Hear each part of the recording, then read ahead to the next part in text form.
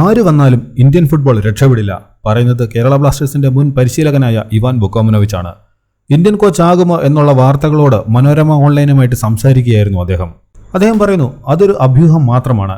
ഇന്ത്യക്ക് ഇപ്പോൾ നല്ലൊരു പരിശീലകനുണ്ട്. മാത്രമല്ല, ദേശീയ ടീമുകളെക്കാൾ ഉപരി ക്ലബ്ബ് പരിശീലകനാണ് ഞാൻ. ഒരു ISL ക്ലബ്ബ് പോലും ഇപ്പോൾ എൻ്റെ പരിഗണനയിലില്ല. എന്താണ് ഇന്ത്യൻ ഫുട്ബോളിന്റെ പ്രശ്നം എന്ന് അദ്ദേഹം പറയുകയാണ്. ഇന്ത്യൻ ഫുട്ബോൾ തകർച്ചയിലാണ്. ഇതിന് പരിഹാരം കാണാൻ ഒരു കോച്ചിനും ആകില്ല. പ്രശ്നം ഫുട്ബോൾ സിസ്റ്റത്തിൻ്റെതാണ്. ഫെഡറേഷന്റെ സമീപനവും മാറണം. ഒരു പ്രശ്നം പരിഹരിക്കാനുള്ള ആദ്യപടി എന്ന് പറയുന്നത് പോരായ്മ ഉണ്ടെന്ന് സമ്മതിക്കുക എന്നതാണ്.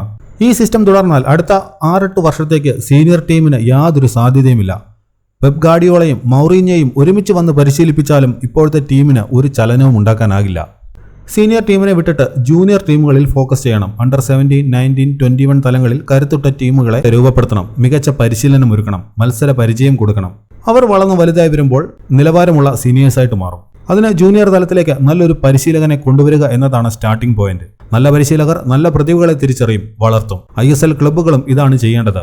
അപ്പോൾ ഇതാണ് ഇന്ത്യൻ കോച്ച് ആകുമോ എന്ന വാർത്തയോടും ഇന്ത്യൻ ഫുട്ബോളിന്റെ നിലവിലെ അവസ്ഥയെക്കുറിച്ചും ഇവാൻ വുക്കോമനോവിച്ച് പറഞ്ഞത്.